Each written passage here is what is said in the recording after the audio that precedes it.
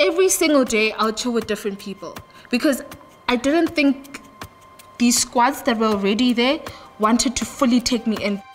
Children would point and objectify her and call her like, oh, look at that thing. Lufuno wouldn't talk to you if you don't call out her name.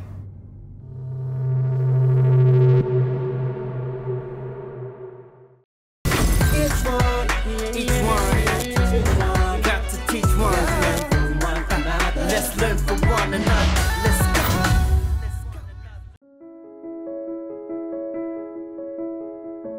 My name is Lufuno Mbedzi and I am from Johannesburg. I'm 10 years old. I was born and raised in Johannesburg. I have 2 sisters and I live with my parents. I didn't grow up with my other siblings, but the childhood that I had was I was myself at home. I really was myself. I only saw my difference when I was out of the house. But in the house, I was a child. I had fun. I wasn't the first person to have albinism in the family, but I was the first in my mother's side. But on my father's side, I think I was in the 100th, I don't know. Yeah, because it's just a lot of us. So from my mom, she once told me that she used to play around with my cousins that have albinism from my father's side. So when she got me, she was very happy. She's like, oh my God, I have a child. Yeah, so she was very excited. So when I had to go out and play with other kids, my mom would always make sure that I have sunscreen on and I have a hat on my head to just protect my face and my skin. So it became a problem when now I'm playing with other kids. I'm seeing their nice hairstyles. They don't have to worry about sunscreen. They don't have to worry about going to sit on the shade, under the shade. They're just free. But I always had to think about my skin is burning. I need to go back into the house. I need to go reapply my hat. I can't show off my hairstyle. I felt like I wasn't given the opportunity to just be carefree because I had to care about so much. Especially in my primary school years, when I had to play with the other kids. When I saw myself, I was normal, right? But for them, their reaction to my skin color was, ooh, she's different, but she speaks Zulu. Because in their brain, if you are light, you are white.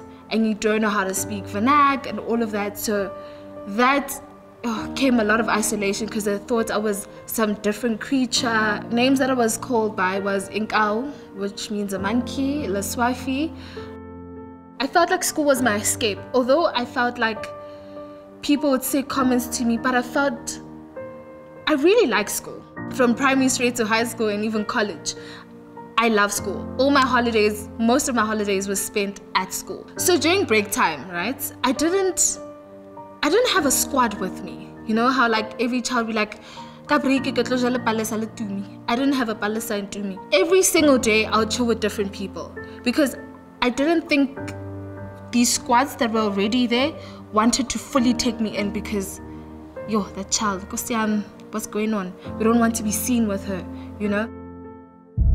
In primary, I must say I did join the media center just so I could do something during break because chilling with different people, having to hear different comments from people wasn't, and you could feel in the group, Uguti, I'm not supposed to be there, I wasn't welcomed, you know, and I decided, it's okay, let me join the media center, I can pack the books, you know, I can do something during break. But even in the media center, I had a bully. The bully, she didn't make it easier for me because I thought, okay, now this is a safe space. I can chill with some books, I can pack some books, you know, not much to stress about. But even in that safe space that I created for myself, there was still someone who would make me feel uncomfortable about myself. Although I would report it to her aunt who actually used to work in the school, yes, they would talk to her, but she would still continue. So she would make me feel uncomfortable, right? But in that, she would give me an attitude, like, it was a hostile attitude towards me. She would treat everyone nicely, properly, like, you know, civil. But with me, it was some hostility towards me. I don't know how to describe it, but it really made me feel angry. Because why are you treating me like this? I'm not an animal, you know? So the names I would usually be called and still get called are Laswafi, Inkau, Albino.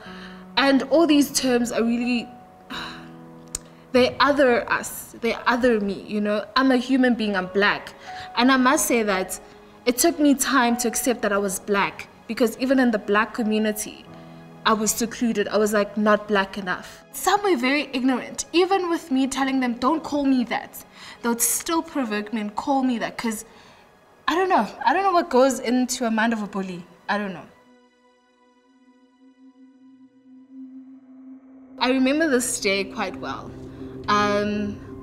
So I would have difficulties with seeing on the board, and some teachers would not be accommodating to me to say, okay, let's make a photocopy for you, because clearly you're finding it difficult. And I'll be very slow, even stay till break, copying notes, because I have to check each and every word. Am I copying it perfectly? So that really irritated the teachers to a point where I would ask and I would not get anything until I went home, because I was like, now I'm gonna fall behind with notes, right? But this specific day, I think it showed in my face that that there was something bothering me. And my aunt asked, what's happening? Is everything okay with school? You know, the routine questions, how are you, how was school? And I told them that I've been struggling with a teacher that hasn't been giving me transcripts. So that, I think, made my mom take action, because I think she didn't like that I was struggling with just copies. That weekend, I think, she took a friend of hers, and who is a teacher as well, and they went to the school, and I think from there on, things got better in class. The comment that I got, it's still loud in my ear, Haramatli. And I was like, but, yo, okay. She was in grade 8, and then we noticed her because of the color of her skin. Let's learn from one another. Let's learn from one another. Let's go.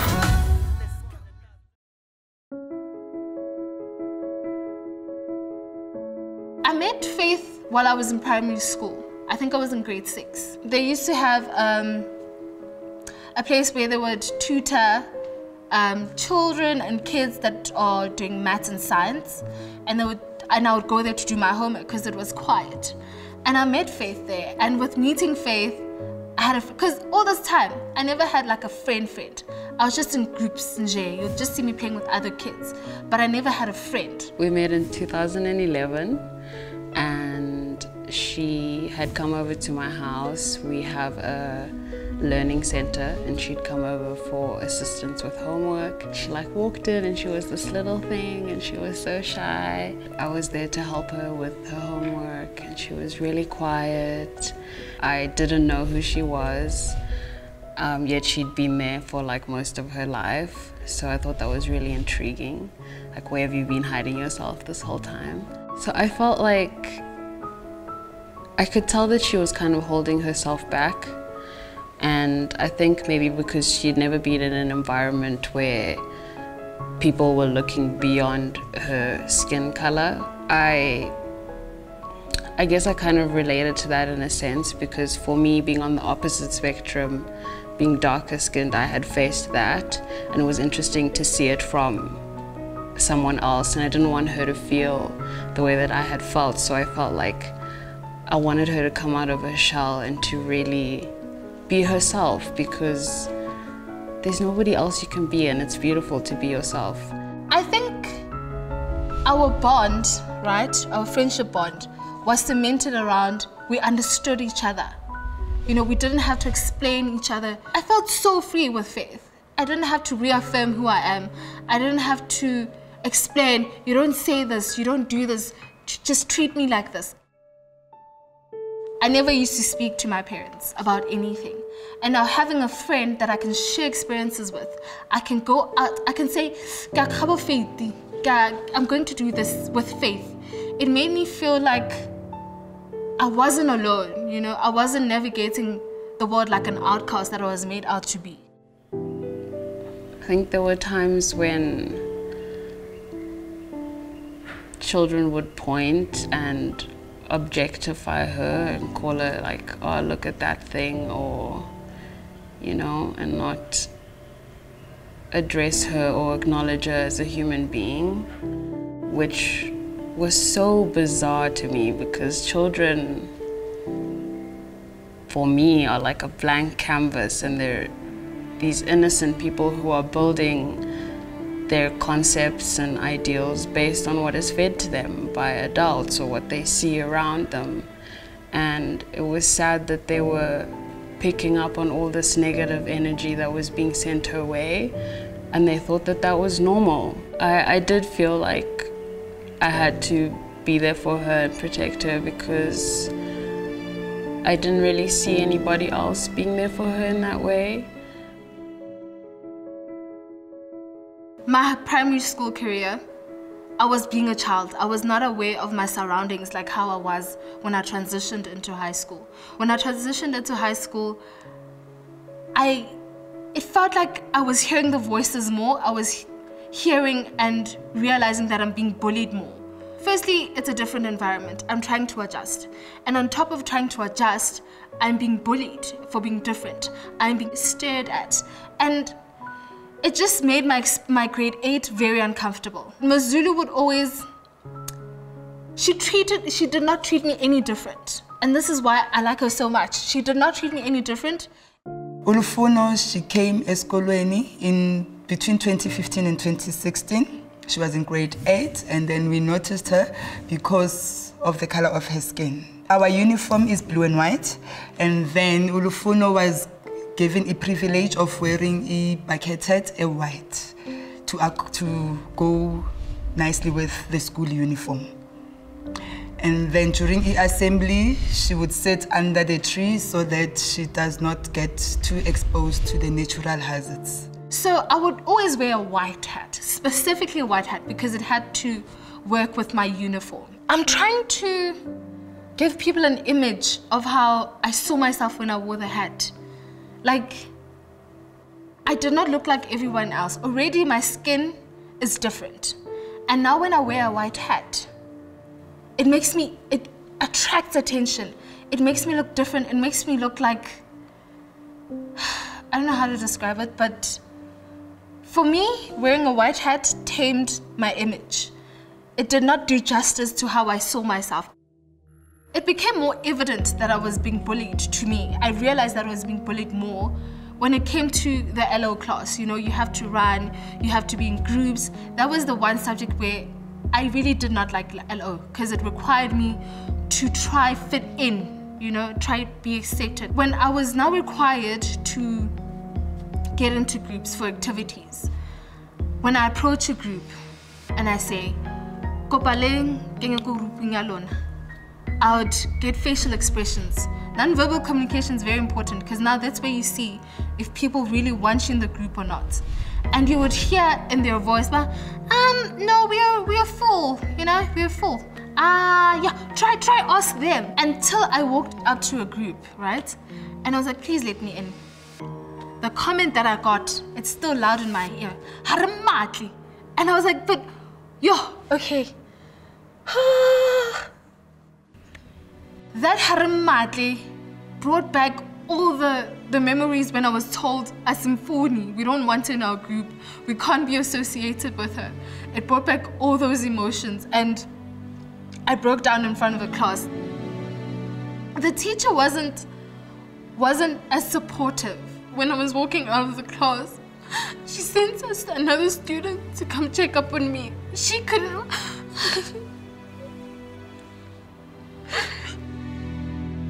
I don't remember who it was, but it was a girl that came out. I think the teacher sent her out to come talk to me. And I was like, but you're the teacher, like, what's happening, you know? And then when I had to walk back into the class, everyone was looking at me. Everyone was just feeling pity for me. It wasn't a good feeling, because now, I'm sorry. We discussed it as staff, and we came up to a conclusion that such issues, we have to look at it in a broader way, in such a way that we come to an agreement on how certain things are supposed to be conducted. When Lufuno got to grade 10, she chose art as one of her subjects. I had an advantage of teaching her.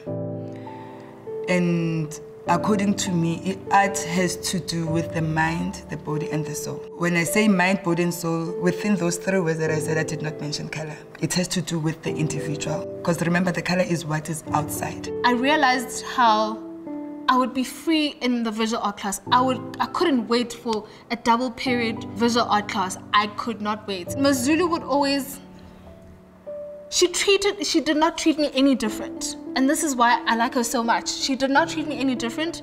If she teased all of us, it was all of us. It wasn't, I'm gonna tease all of you, but except for her. Now, who make her a child who I feel comfortable, I have to, but treat her the same way. And yes, I'll tease them the way but at the end of the day, it's for their own benefit.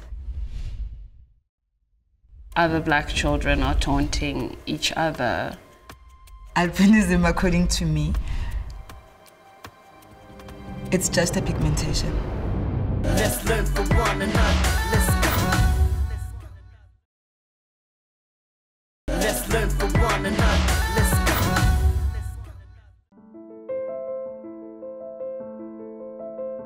go. In grade 11, the school was taking part in a program that empowers young girls to explore careers that are somewhat male-dominated. And I was chosen to be part of that group. The weekend before, I felt like I was becoming myself. I was exploring myself much better. And I cut my hair off. That was, yes, that program, that event that happened was the one that prompted me to cut my hair and leave my hat at home forever. Because now people could see my hair, you know, fully. They wouldn't see just bits and bobs under my hat. They could fully see my hair. They could fully see my face. After she took it off, it was progressive. I mean, there'd be days where she'd have it on and then days where she wouldn't. But slowly but surely, she stopped wearing it and she started doing different things to her hair, which was so exciting to see. I think the last 2 years have been the first time she's actually like really expressed herself using her hair. So at the end of my high school career, I was always set on going to Boston Media House because I understood I'm an artsy child, you know? I love media and I understood what kind of role I'd want to play when I enter the media industry. And because I wanted this dream of mine to come true, I had to explore other options. I applied for a bursary. In the rain, I still went to Boston Media House. I was the 10th person to arrive, and that actually worked in my favor. As the day continues, it's open day and they're telling us about the school, right? And they've got a list of people that are there for the interview and they keep calling them in for the interview. I wasn't part of the list. But as they keep calling people in, at halfway, I think during the day, they're realizing that most people didn't come for the interview with more flavor. So after that, I get an opportunity and then I go into the room and I do my interview. I express myself, I express everything that I want to do in the media industry. And on that, because it happened on the weekend, and the Monday after the weekend, I got a call saying that I got the bursary. That prompt, that's one of the highlights of my life, because I never thought I would be able to go to college because I knew the situation at home. And yeah, now I'm doing my last year, final year, and I'm very proud of her. She has come such a long way. I don't even know where to start. She is doing things she never thought she could be able to do. I mean, she is in front of the camera and she is putting herself in spaces where her voice can be heard. Lufuno, I think uzibuildile. I think uzinike isikhathi sokuthi I find out ukuthi Lufuno ubani. Because grade 8 and 9, Lufuno wouldn't talk to you if you don't call out her name. And then when she got to grade 10, occasionally she'll comment on certain things. And then when she was in grade 12, she also had a mouth, just like any other child at school. She's aware of the society that we are living in. She knows who she is in the society, and she knows how to break those barriers that are in society. So I feel ukuthi the world is actually waiting for Lufuno. One thing I would like to say to Mzulu is thank you. Thank you for the role you played in my life. I know you might not realize how much of a role you played in my life because we did not have as much direct conversations about what I was going through at the time, but how you treated me, the support you gave me, has played a fundamental role in who I am today. Faith has been with me for the longest of time. She's held my hand in the most toughest times of my life. She's been my confidant, like, she's been there. Physically, she's helped me. She's talked sense into me when I was very mad and I did not know what decisions to make. Albinism, according to me, it's just a pigmentation. We need to learn. We need to find out. We need to make sure ukuthi the people that have albinism, we do not set them aside. Ukuthi, no, these ones have this disability. It's not a disability, it's just a skin pigmentation, that's it. Kids with albinism, they're just like any other child that we have. How I'm playing my bit to change the world is through the content that I create, be it on radio, television, creating films, or writing scripts. I make sure that the representation that people see of certain people is true and reflects the reality that they live. For example, people who have albinism have always been profiled as achashames. Achashame.